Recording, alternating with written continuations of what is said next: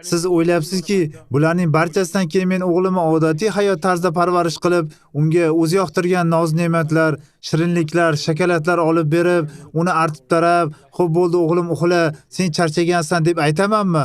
Yo'q. Hech qachon. Men uni shunday tarbiya qilamanki, u haqiqiy erkakcha tarbiya oladi. Haqiqiy erkaklar maktabini oladi. Ya'ni uni jangchi qilib tarbiyalayman. Yuragiga kuch va qat'iyat solaman. Uni shunday tarbiya qilamanki, u qasos oladi. Singlisi uchun qasos oladi. Otasi uchun qasos oladi. Uni qasos oladigan hadafi va dushmani esa amirliklar bo'ladi. Yillar o'tsin ko'rasiz.